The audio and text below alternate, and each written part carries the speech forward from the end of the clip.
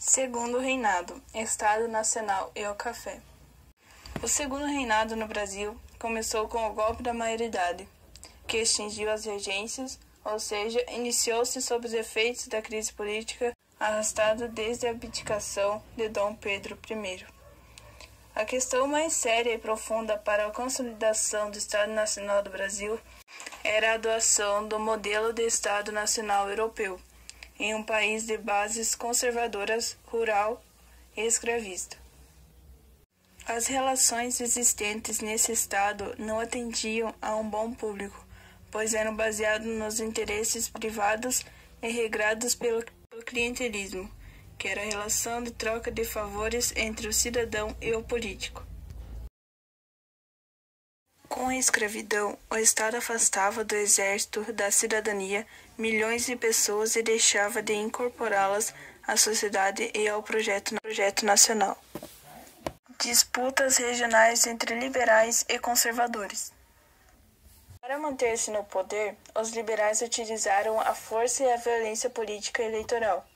Ainda no ano de 1840, o imperador dissolveu a Câmara dos Deputados de maioria conservadora e convocou eleições legislativas. Para impor sua vontade política e garantir a maioria parlamentar, o governo utilizou amplamente as fraudes e a corrupção eleitoral, além dos atos de violência. No ano seguinte, o novo Congresso aprovou reformas constitucionais que, de maneira geral, traziam de volta o quadro anterior às regências, concentrando novamente o poder nas mãos do imperador. A reforma do Código Criminal, baseada na centralização da hierarquia jurídica, denominado Gabinete da Maioridade, foi formado com base na maioridade no Partido Liberal, encabeçado pelas famílias Andrada e Cavalcante, por isso também conhecido como Mistério dos Irmãos. Isso causou desde o início dificuldades políticas com outros setores da elite nacional.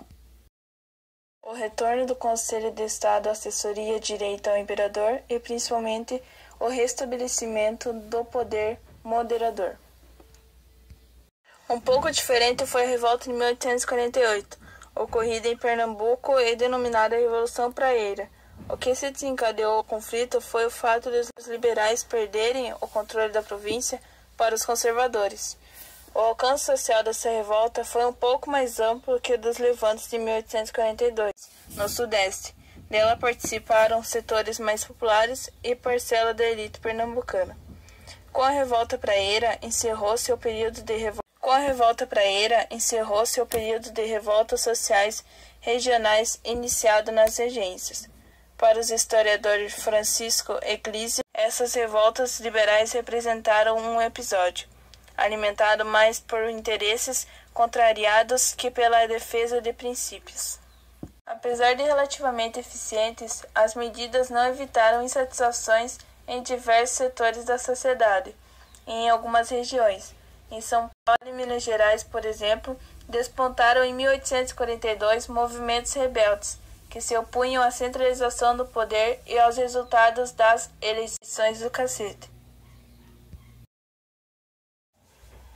Após vários períodos de conflitos reprimidos de maneira violenta pelo governo imperial, a política tomou outro caminho, o da conciliação das elites políticas, sendo elaborado um acordo baseado no restabelecimento da autoridade política do imperador, na centralização de seu poder político e na instauração do exótico sistema parlamentarista, por meio da criação em 1847 da presidência do Conselho de Ministros. Na falta de apoio do legislativo ao gabinete, o imperador tinha poder para dissolver o parlamento e convocar novas eleições, mas isso não ocorreu.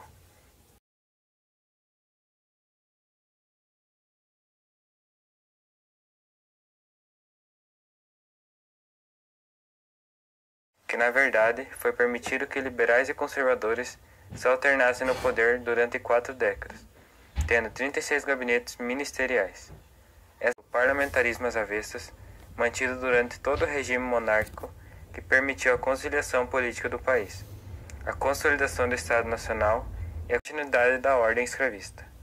E até a década de 1870, o regime monárquico ingressou em um período de estabilidade política, acompanhado pela rapidez da economia cafeira no Sudeste. Estado Nacional e política externa. A consolidação do Estado Nacional no Brasil exigia ações da política internacional. Com a estabilidade política interna alcançada a partir de 1844, o governo implantou uma política externa, a afirmação dos interesses nacionais, que, segundo Amado Luiz Servo e Clodoaldo Bueno, ela orientou-se por 4 grandes parâmetros: a decisão de controlar a política comercial através da autonomia alfandegária, equacionar o fornecimento de mão de obra externa pela extinção do tráfico de escravos e estímulos à imigração, sustentar as posses territoriais através de uma política de limites que regulamentasse em definitivo as fronteiras nacionais, e a presença decisiva nos destinos de subsistema platino de relações internacionais, tendo em vista interesses econômicos, políticos e de segurança. E um dos principais pontos dessa nova política externa foram as tentativas de garantir o predomínio do país na região do Prata e a navegação livre pela bacia, para que fossem protegidos os interesses comerciais e geopolíticos do Brasil. As tensões platinas.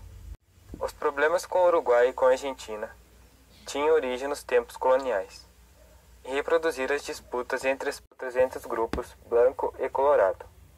Manuel Uribe era do Blanco e José Fructuoso Rivera do Colorado, que na década de 1930 colaboraram para tornar esse quadro político ainda mais problemático. Enquanto Uribe procurou apoio ao governo argentino, Rivera refugiou-se no Rio Grande do Sul, de onde partiu para derrubar Uribe. Mas, apoiado pelo governo argentino, Uribe retornou ao poder. O objetivo da Argentina era anexar o país para alcançar liderança no Prata. A reação brasileira foi apoiando Rivera contra Uribe e o governo argentino. Em 1850 e 1852, as tensões políticas com a Argentina agravaram-se, aproximando de um conflito armado. Nem mesmo a derrota de Uribe no Uruguai e a de Rosa na Argentina trouxeram tranquilidade para a área. Ao assumir o poder em 1864, o líder blanco Atanásio Cruz Aguirre criou novos conflitos, que terminaram no cerco a Montevidéu, pela Armada Brasileira, apoiada pelos colorados. Durante o apogeu do Império no Brasil, a economia cafeeira garantiu a estabilidade política, bem como possibilitou a ampliação das vias férreas no Brasil. Um fator que colaborou para a expansão da economia cafeeira foi a crise dos tradicionais produtos agrícolas brasileiros, ocasionado por problemas internos e por condições internacionais desfavoráveis. Um fator que colaborou para a expansão da economia do café foi a crise dos tradicionais produtos agrícolas brasileiros. Porque o algodão perde espaço para o norte-americano, o açúcar entrou em declínio e o tabaco estava sendo prejudicado pela extinção de escravos. Em 1840 e 1860, o Vale do Paraíba foi o que concentrou a maior parte da produção cafeira. O café não demandava grande investimento para sua produção e podia ser vendido a alto preço. A partir de 1860, a produção passa a prosperar no oeste paulista. A mão de obra escrava se manteve até cerca de 1850. A partir de então, o trabalho foi sendo substituído pelo trabalho livre, em especial aos imigrantes europeus. A produção no oeste paulista era escoada para o Porto de Santos em tropas de mulas. Para facilitar o escoamento da produção de café para o litoral, foi criada e ampliada uma malha ferroviária. Esse desenvolvimento foi em São Paulo entre 1880 e 1890. Nessa fase, motivados até pela economia do café, começa o crescimento de indústrias nacionais. Elas muitas vezes não ganhavam o apoio do Estado. Talvez o maior exemplo histórico desse processo seja o de Irineu Evangelista de Souza, que se tornou um empresário justamente em alguns setores modernos do capitalismo. A falta do apoio político e de benefício do Estado, somado ao insucesso em alguns negócios, levou ao declínio e à falência em meados da década de 1870, revelando como foi relativo o papel desempenhado pela indústria nacional durante o Império. De qualquer modo, na última década do Império, o Parque Industrial Nacional havia crescido consideravelmente, triplicando o número de estabelecimentos concentrados especialmente no setor textil e de alimentos. A partir de meados do século XIX, a pressão internacional contra o trabalho escravo se acentuou, principalmente por parte da Inglaterra. De fato, a lógica escravista era totalmente incoerente com o sistema capitalista industrial que se desenvolvia na Europa. Uma das alternativas adotadas para resolver a questão foi o incentivo à imigração de europeus para o Brasil. A entrada de escravos no Brasil cresceu entre as décadas de 1810 e 1830, apesar das primeiras pressões inglesas contra essa prática. Em 1831 foi finalmente formalizada no país uma lei que impedia o comércio de escravos, só que ela não foi cumprida. Nas décadas de 1830 e 1840, o tráfico aumentou em razão da expansão cafeira no Vale do Paraíba.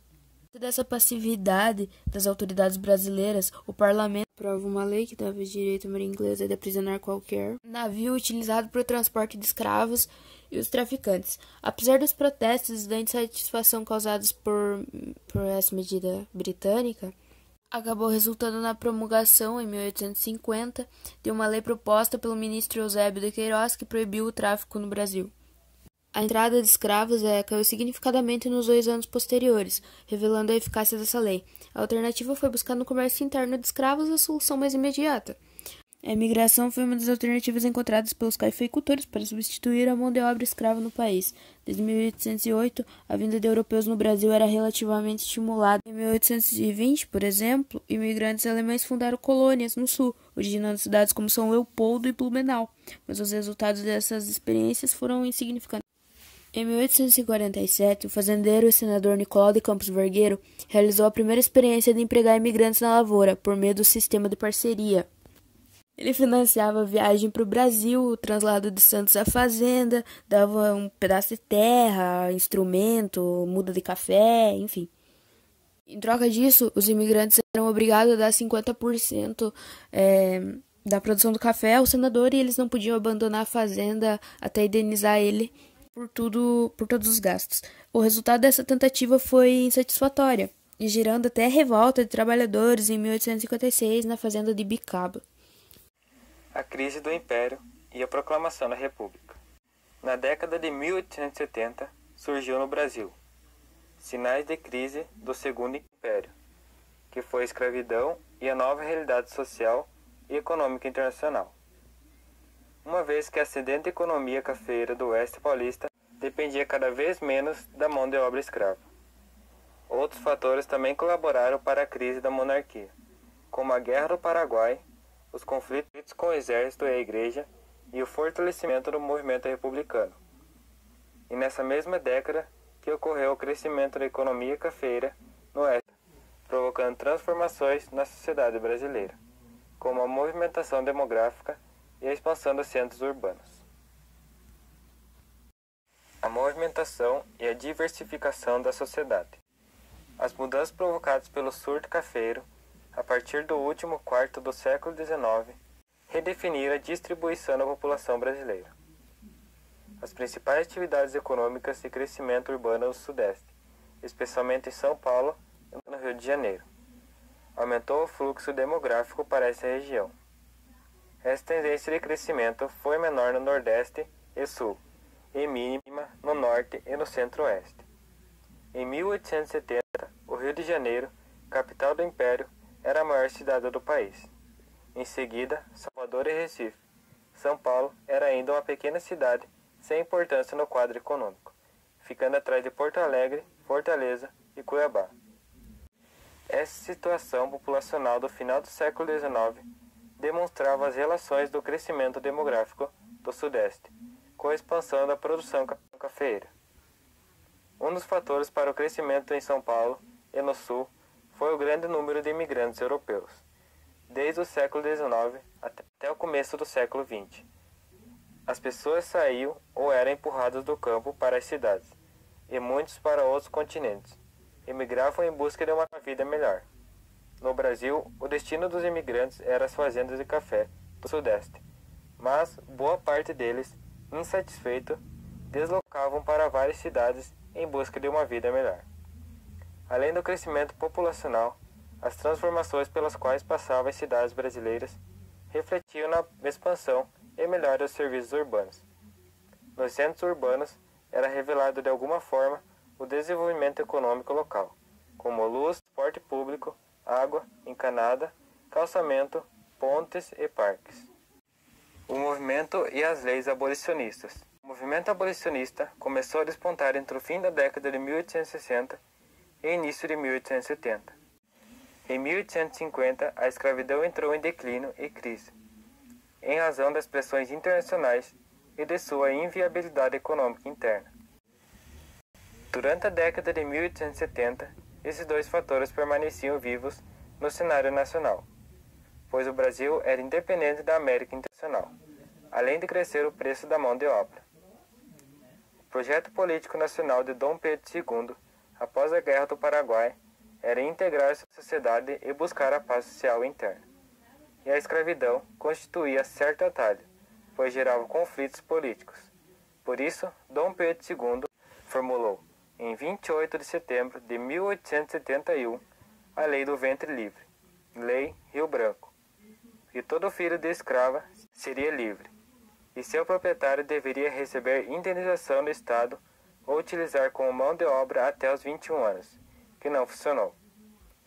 Na década seguinte, o movimento abolicionista cresceu, com o surgimento de jornais, associações e lideranças abolicionistas, de diversas origens sociais e étnicas. A pressão contra a mão de obra escrava resultou, em 1885, a promulgação da Lei dos Sexagenários, Lei Saraiva-Cotegipe, que concedia liberdade aos cativos com mais de 60 anos. Esse movimento cresceu. Na segunda metade da década de 1880, foi aprovada, em 13 de maio de 1888, a Lei Áurea, assinada pela Princesa Isabel, que determinou a abolição da escravidão no Brasil. Conflitos com o exército e a igreja. Pouco a pouco, o império perdeu suas bases sociais. Politicamente, o imperador perdia o seu apoio e sua margem de manobras e alianças. Além do enfraquecimento do apoio dos ex-proprietários de escravos, especialmente do Vale do Paraíba, a monarquia teve de enfrentar problemas institucionais com a igreja e o exército, que a isolaram mais ainda. A Guerra do Paraguai, que ocorreu em 1865 e 1870, marcou profundamente a história política da América do Sul, além de colaborar internamente para a evolução da crise da monarquia, também conhecida como a Guerra da Tríplice Aliança, envolveu Brasil, Argentina e Uruguai contra o Paraguai. Esse conflito pode ser bem mais compreendido se visto como consequência das tentativas desses países de preservar sua hegemônia e ampliar conquistas numa região crítica como a do Prata. O líder paraguaio Solano Lopes, em 1862 e 1870, procurou tirar o Paraguai do isolamento externo por meio da exploração da navegação fluvial pela Bacia do Prata, pelo Rio Paraguai e pelo Rio Paraná. Isso abalou o equilíbrio geopolítico da região, centrado nas disputas entre Brasil e Argentina, tendo o Uruguai como coadjuvante. A rivalidade entre esses três países formalizou-se em uma aliança que, ao princípio, não tinha pretensões bélicas. O interesse inglês na aliança também era grande, pois a Inglaterra queria garantir sua presença na região por meio do Brasil e da Argentina, uma vez que o Paraguai tinha maior, mais bem organizado e mais bem aparelhado exército sul-americano. Já o Brasil, que não dispunha de exército organizado, dependeu de recrutamento compulsório e da concessão de escravos pelos senhores para lutar na guerra. Nos confrontos bélicos, as dificuldades e privações em razão da morte de milhares de pessoas e transformações de crianças e velhos em soldados, os alistamentos compulsórios e as epidemias também marcaram esse conflito. Em 1868, o Brasil iniciou uma série de ofensivas contra o Paraguai, comandada pelo então Barão de Caxias. Em 1870, a guerra teve fim, com a morte de Solano Lopes em Cerro Corá. Os desdobramentos internos. A guerra serviu para aumentar a dívida externa do Brasil com a Inglaterra e permitir a anexação de novos territórios.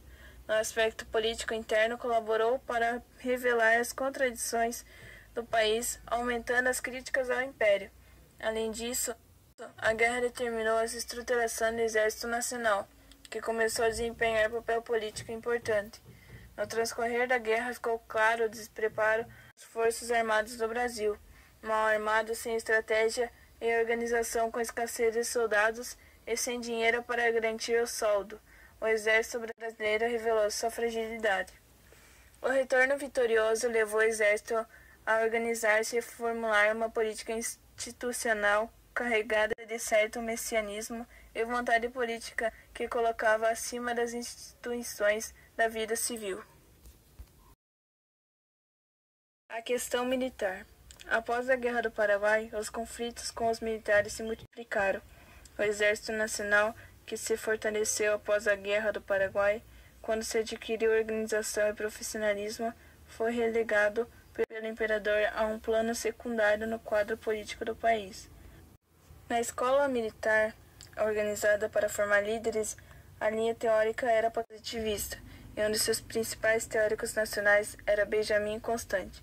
O Exército Brasileiro passou a se considerar a instituição apta a exercer essa função, pois estava acima das vinculações partidárias e dos pequenos interesses existentes na sociedade. Pequenos conflitos e incidentes começaram a se reproduzir no início da década de 1880. Para impedir que os militares se manifestassem sobre os assuntos políticos, em 1887, o Exército criou o Clube Militar, uma associação para defender seus interesses. Essa situação afastava a cada dia o Exército da área de influência do Império, o qual dava mais um passo na direção do isolamento político. A questão religiosa.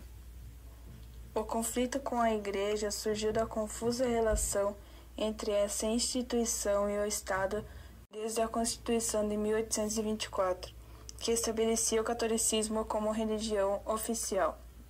Brasil herdou de Portugal a prática do padroado, isto é, cabia ao Estado indicar e remunerar os membros da hierarquia religiosa. Para isso, dependendo apenas da confirmação de Roma. Os limites entre o Estado e a Igreja confundiam-se em muitos pontos, o que criava diversas áreas de atrito. O conflito mais decisivo, denominado questão religiosa, ocorreu entre 1872 e 1875 e envolveu o bispo de Olinda, Dom Vital de Oliveira, e o bispo do Pará, Dom Antônio de Macedo Costa.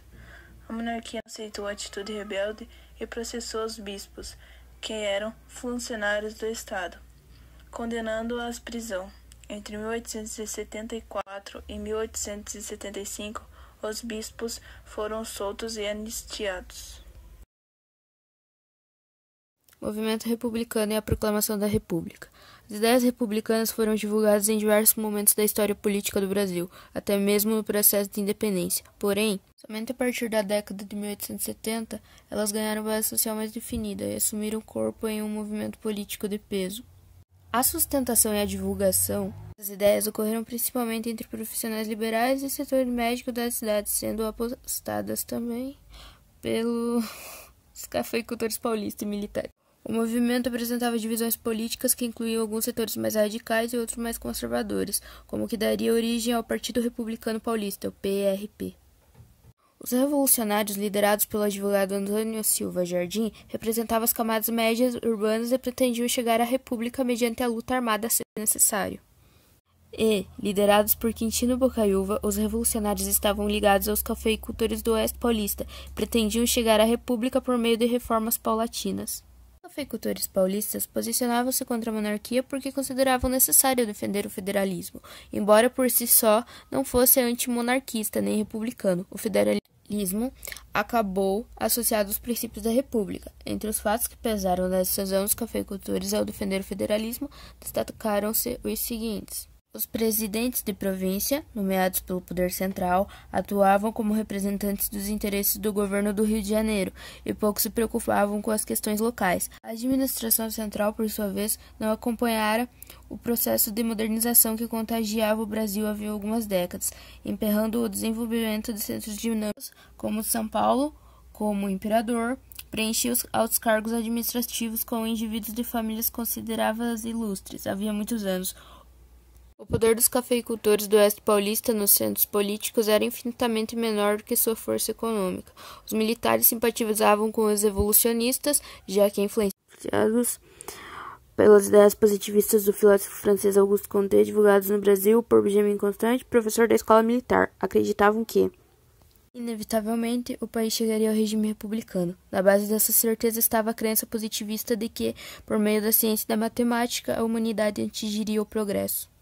Os militares defendiam a república autoritária e a necessidade da ordem como fundamento para o progresso. Justamente esses princípios fariam parte da bandeira republicana.